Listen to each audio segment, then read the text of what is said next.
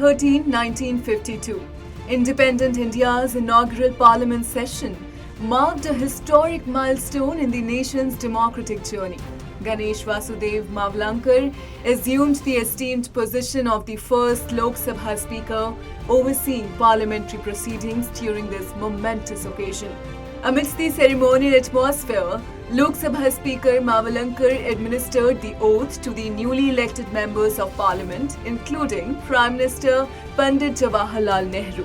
The first general election witnessed the Congress party securing a resounding victory, clinching 364 out of 489 Lok Sabha seats. The remaining seats were distributed among various political entities, with independent candidates garnering the second largest representation. Other notable parties such as the Communist Party of India, Socialist Party and Kisan Mazdoor Party also secured seats in the Lok Sabha, reflecting the diverse political landscape of post-independence India. This inaugural parliament session laid the foundation for India's parliamentary democracy, setting the stage for robust debates, legislative initiatives, and the expression of diverse voices within the nation's democratic framework. On May 13, 1998, India conducted a series of nuclear tests in Pokhran, Rajasthan, marking a significant milestone in its defense capabilities.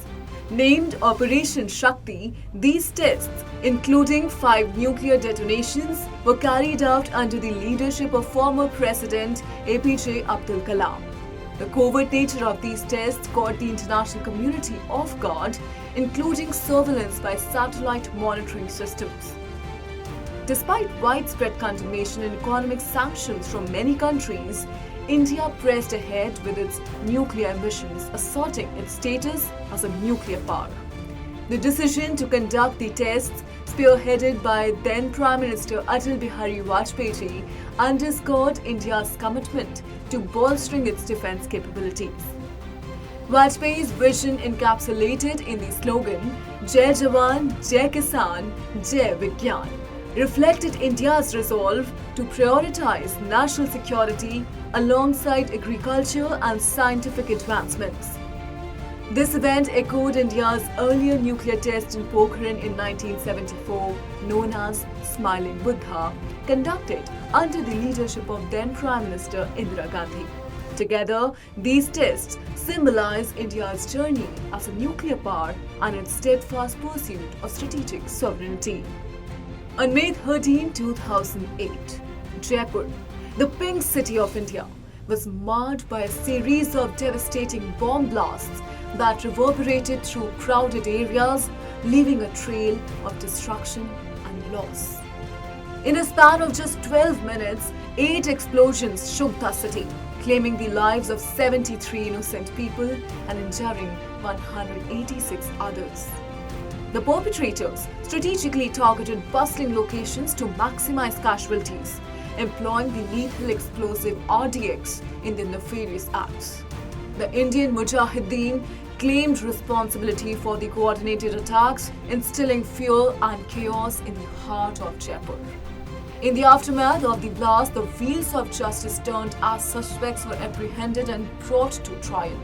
Mohammad Saif, Sarwar Azmi, Saifur Rahman and Mohammad Salman were among those found guilty under the Unlawful Activities Prevention Act or UAPA by a lower court, highlighting the extremist ideology driving the heinous act. However, on March 29, 2023, the Jaipur High Court delivered a surprising verdict, rejecting the death sentence imposed on the 4 convicts and acquitting them.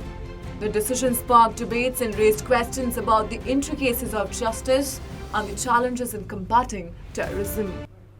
खानदानी लुटेरों की कोशिश होगी बेकार, फिर एक बार मोदी सरकार। शिक्षा देश का गौरव है और आरकेडीएफ यूनिवर्सिटी शिक्षा का उद्यम है। आरकेडीएफ में सवारे अपना भविष्य। पीएचडी, एमफिल करें अपने पसंदीदा विषय में। सर्टिफिकेट डिप्लोमा के 74 courses. RKDF university. The ministry offices in Luton's Delhi, Hotel Janapath, as well as airport terminals. Granite Studio India, with its prestigious brands, rich experience, and the trust of our clients can be your reliable partner. We are here for you, for innovating, processing, supplying, and executing in stone. Contact us today for our special sample kit.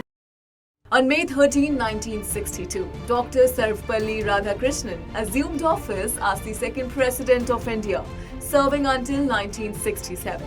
Born on September 5, 1888 in a village in the Chittoor district of the then Madras Presidency, Dr. Radhakrishnan's illustrious legacy extends beyond his presidential tenure. Renowned as a distinguished philosopher and educator, Dr. Radhakrishnan's contributions are commemorated annually on Teachers' Day, observed on his birthday.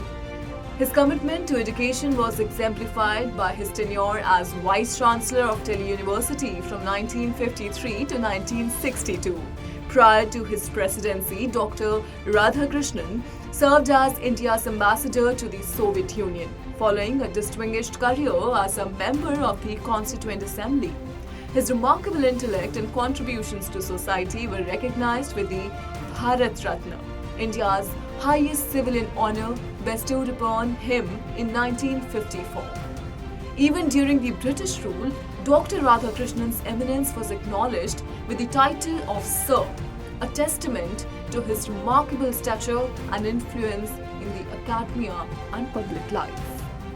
On May 13, 1880, pioneering scientist Thomas Edison conducted the inaugural trial of an electric train, marking a significant advancement in transportation technology. The train, comprising 2 coaches, traversed a track spanning approximately half a kilometer, showcasing the potential of electricity in locomotion. While Edison is renowned worldwide for his groundbreaking invention of the electric bulb, his experimentation with electric trains underscores his multifaceted contributions to innovation and engineering. In India, the advent of trains dates back to April 16, 1853, when the country's first locomotive journey commenced between Boribandar, now Mumbai, and Thane. This inaugural train, comprising 3 engines and 14 coaches, marked a pivotal moment in India's transportation history and was celebrated with a 21-gun salute, heralding the dawn of a new era in connectivity and mobility.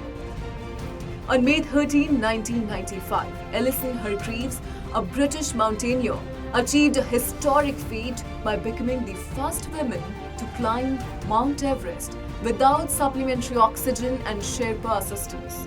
At 33 years old and a mother of 2, Hargreaves sent a poignant message to her children from the summit, expressing her love and accomplishment. Her groundbreaking ascent inspired generations of female mountaineers, cementing her legacy as an innovative and trailblazing figure in mountaineering history. Tragically, Hargreaves lost her life in a climbing accident on August 13, 1995, leaving behind a lasting impact on the mountaineering community.